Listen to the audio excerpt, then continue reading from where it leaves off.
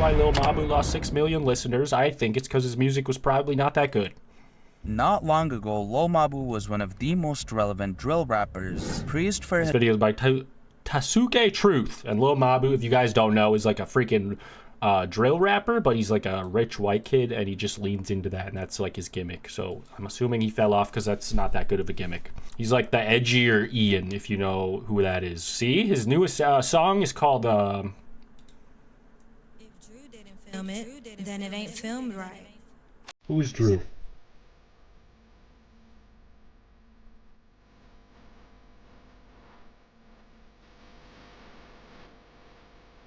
So yeah, kind of like that. I personally love the guy. Not long ago, Lil Mabu was one of the most relevant drill rappers. Praised for his genius social media marketing, he gained the kind of traction most rappers dream of in a short time, setting himself up for a wildly successful come-up. But just months later, his numbers have declined, dropping from 8.4 million monthly Spotify listeners just to 2 million. Only 2 million? Dude, I would be ashamed to even drop the young saltine song, because what's the fucking point, dude? It's gonna fall on deaf ears, apparently, which was that used to mean something. I used to have a lot of fans, actually. Pulled in 13 million views, yet his latest... I'm implying they can't hear. ...barely scrapes 1 million on YouTube and has only 600,000 Spotify streams. How did he go from collaborating with stars like... Well, it's fucking cringe. I wanted to get out of there after 14 seconds. I just felt a little bit of my, white guilt flaring up. I think that it induced that in me. Fabio Foreign to being compared to Ice Spice at her peak and Central C, only to fall off so fast. Was he an industry plant who got exposed? If I'm an industry plant, why am I not on Spotify editorial playlist? Why am I not on Rap Caviar? Or did the music industry simply refuse to accept him? Those playlists are made by like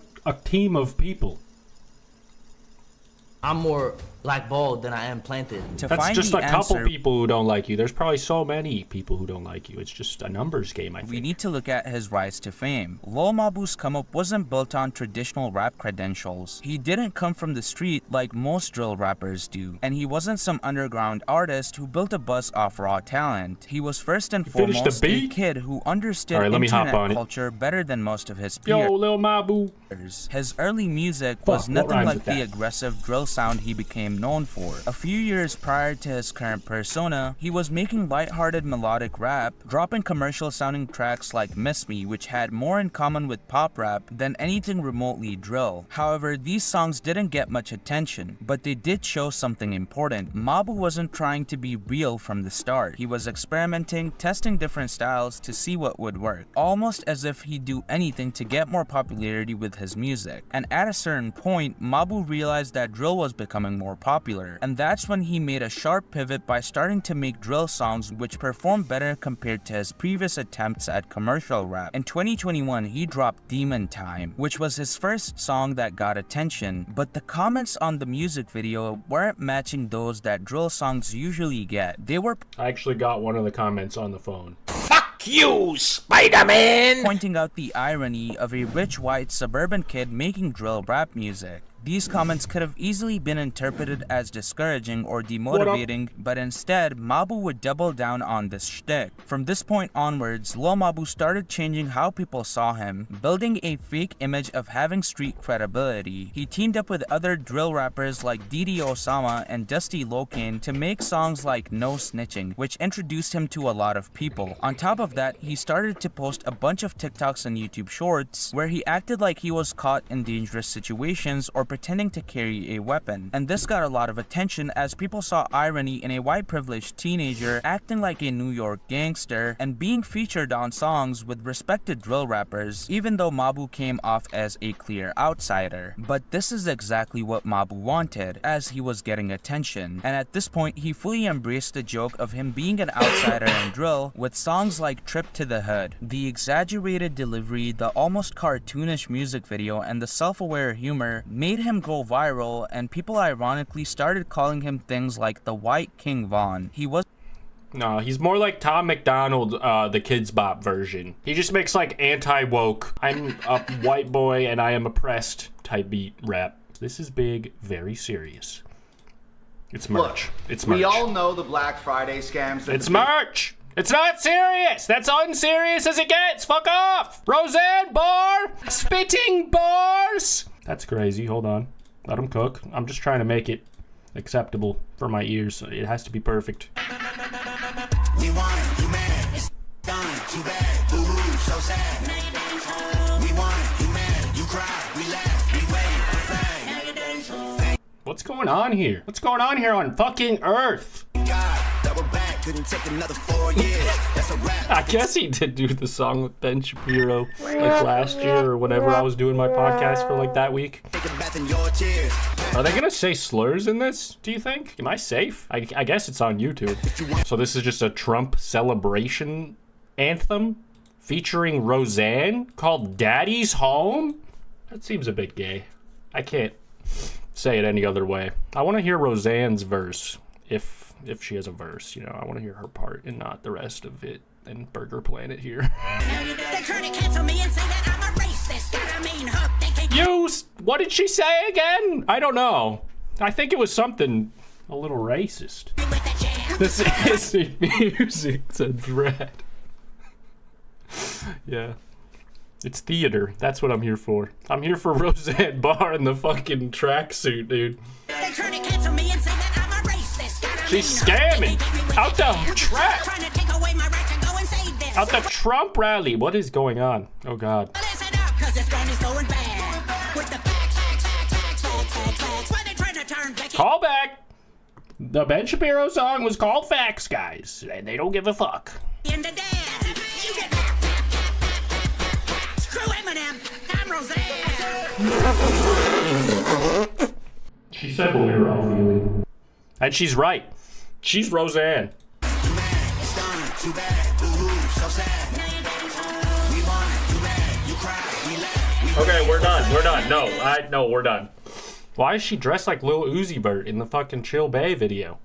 Got a little distracted here. Started watching some diss tracks on my fucking psyche. Wasn't just making drill music, he was turning it into a spectacle, incorporating memeable attributes both musically and through his online presence, so he continued getting attention. And it was working Sorry, I really can't do well. this far One away, day Lil he'd say Mabu. out-of-pocket stuff in his songs, the I gotta other do he'd it be here, shooting buddy. zombies with Didi Osama or deliberately engaging in controversy by dating Blueface's girlfriend. Basically, he had gained momentum by embracing his ironic image and pulling off stunts and something new with every song. But even though everything fell into place, all of this would become a problem He's for Lil depressed! Mabu. You see, Mabu's success was built on novelty. People tuned in because they were entertained and he was trending. But an audience that is built off of viral moments and trends Didn't like Brandon Buckingham make a video about him being a scammer or something? Big dose energy. Lil Mabu scammed Tommy G. I don't remember Have what you he heard did. of Let's this kid? go My on name this is Matthew tangent. DeLuca. I go to the collegiate school. He's been cosplaying for a while now. I can never snitch. That's on my kid. And he's currently one of the biggest Do you have kids? drill rappers on earth who goes by the name Lil Mabu. Unfortunately, this rich private school K-Flock copycat scammed one of my best friends, Tommy G, for $11,070. Little Pockets Mabu, you owe me $11,070. The guy is straight up a liar and a thief. But before we get into the exact details of how this guy scammed Tommy G, I want to give you the backstory of this spineless little rat. Sit back, relax, grab some popcorn, and Bro, he's in TV production. What's going on here? enjoy the history lesson. Lil Mabu, real name Matthew DeLuca, grew up in a 5-bedroom, 5-bath, 3,327 square foot condo in one of the richest areas of New York City. In his free time, he would escape to the Hamptons, where he would stay in his parents' 6,182 square foot mansion. The combined value of the properties is about $12 million. And as it turns out, his father, And he's Peter trying to take me for a little 11 bands. What's going is on just here? as big of a scamming douchebag as he is. In 1987, Lil Mabu's father married a woman named Jane, who he had a 13-month-old child with. One day she was holding the child when out of nowhere, her townhome collapsed, crushing Jane and killing her child in her arms. In the hospital, she got a bunch of blood transfusions that ended up giving her hepatitis, and she had to undergo 13 surgeries to repair her broken body. She eventually received a $4 million settlement for her losses and injuries I'm during so the sorry. Who? His mother? What the fuck? collapse of her home. And while all this was going on, Lil Mabu's father was hard at work, doing what the DeLucas do. Jane's husband, Peter, was manipulating her finances in a scheme to divorce her and leave her in physical, emotional, and financial ruin. He sued her for divorce in 1996, and she was bullied into a settlement in 1998 that left her with the house and $1 million, with her husband holding on to the rest of the approximately $10 million estate. Obviously, too many times tonight. What is this guy saying? Exactly! A scummy and fucked up situation, but it makes you wonder what kind of connections Lil Mabu's father has to pull off such a scheme. Now, we all know that Mabu's dad is a funeral director that from time to time gets in fist fights at his funeral home with people that are mourning, but according to Mabu, I want Steven Spellman to direct my funeral. He's also a lawyer. Make it look Pretty good, wild buddy. stuff right there, but that's enough about his dad. As I said before, Lil Mabu is rich, and he just finished his senior year at the Collegiate School, which is a 400-year-old Manhattan private school that costs $60,000 a year. And nowadays, he's a freshman in college, scamming YouTubers for over $10,000. And you might be wondering, how did this all go down? Well, let's get into it. How could this happen, dude? Lil Mabu contacted Tommy G on Instagram about his I also kind of don't care if you're all, like, rich. Released song Big Dog Shit, saying, "If you want to make the Big Dog Shit your theme song on YouTube, I can whitelist your channel to monetize on it." To which Tommy responds, "Ooh, that would be badass." Mabu answers back, "Bet, I got you," and Tommy goes ahead with their agreement. Tommy decided to put that song in a video that he knew would be one of his biggest. A video where he risked his life called The Most Wanted Drivers of New York. I say this just to emphasize that Tommy was doing Mabu a favor here. And at first, everything was cool. Tommy's video got about 2 million views in the first day, and there was no copyright claims. But on the second day, Tommy gets a copyright claim from none other than Lil Mabu and Lil RT for the song Big Dog Shit that he used in the beginning of the video. This means all the ad revenue in the 30-minute plus video would go to Lil Mabu just for the 15 seconds of music he put in the beginning of the video.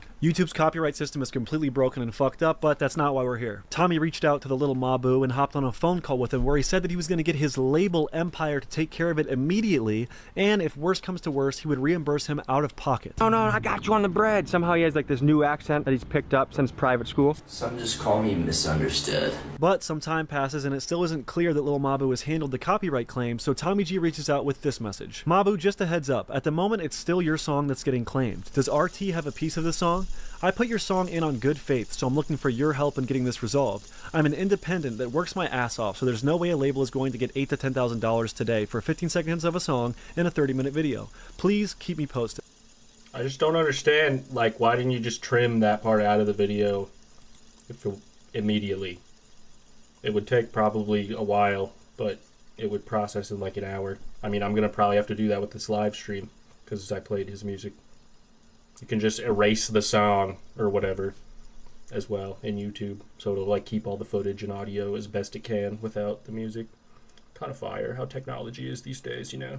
Mabu then responds with a screenshot of a text exchange from his manager saying, "Okay, so Create is publishing rights on the song over Lil RT. Jimmy reached out and told them we whitelisted it at the direction of Mabu and that they need to drop their claim ASAP, but are waiting to hear back at the moment." Tommy replied, like, it's obviously lame that he said you could use the song, but like, if an artist says I can use their song, it still gets claimed a lot of the time, because technically, they can't even tell me that if they have a label, right? Because the label owns the song, so it might get claimed by CD Baby, it might get claimed by TuneCore, it might get claimed by fucking DistroKid.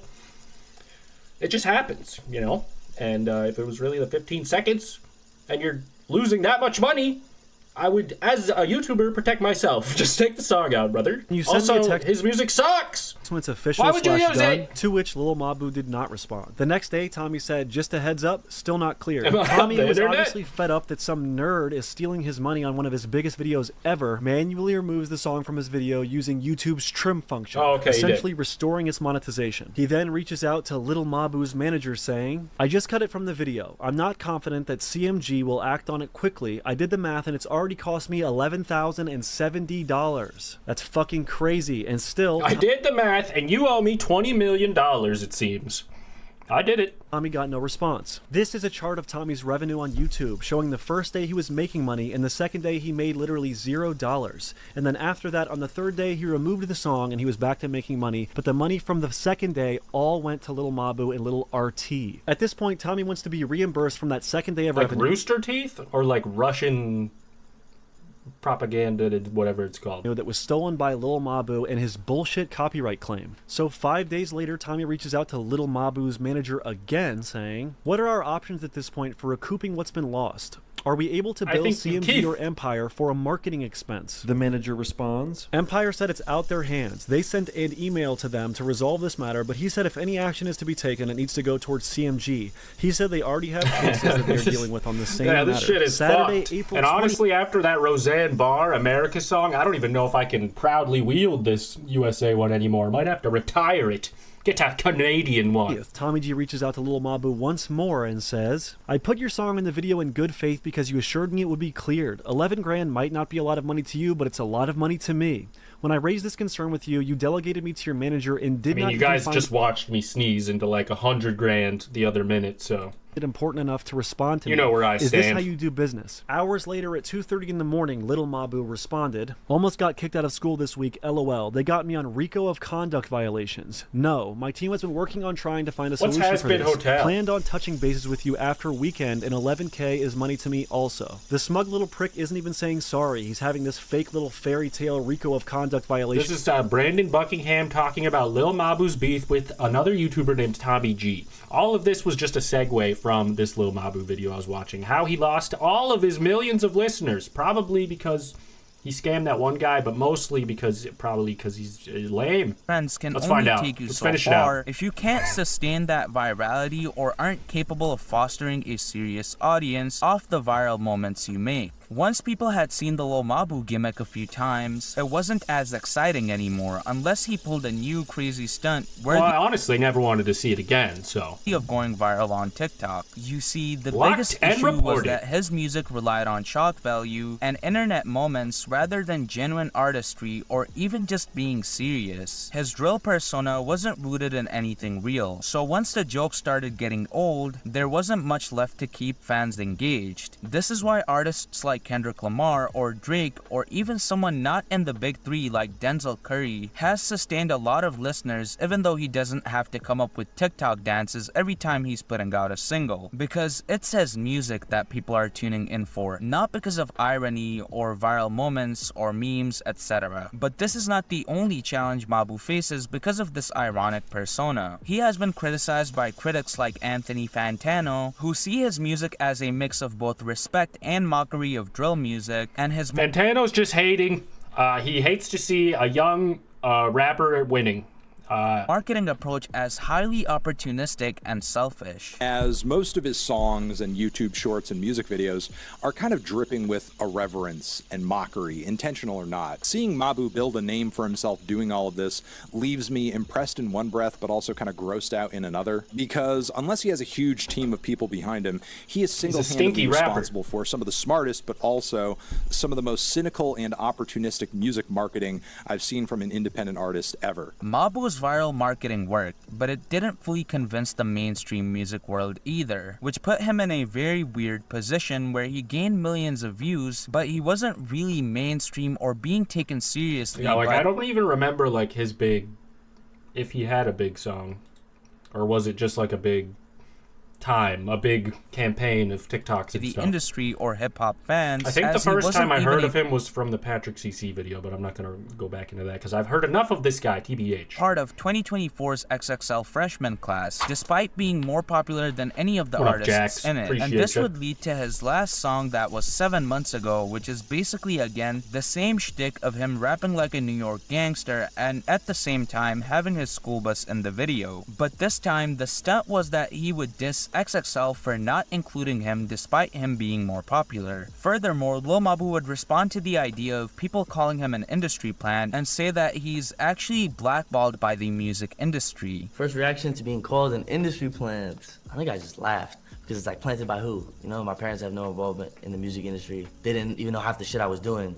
I understand that whole industry plant thing was an attempt to discredit me. If y'all actually use your fucking brain, if I'm an industry plant, why am I not on Spotify editorial playlist? Why am I not on Rap Caviar? Everything that's label run, Mabu doesn't see the light of day.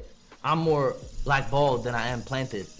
Listen, man, I'll take it as a compliment. I appreciate it. One possible crucial reason for the That is possible because freaking Young Cracker might be hard for them to push on a mainstream level. I don't know.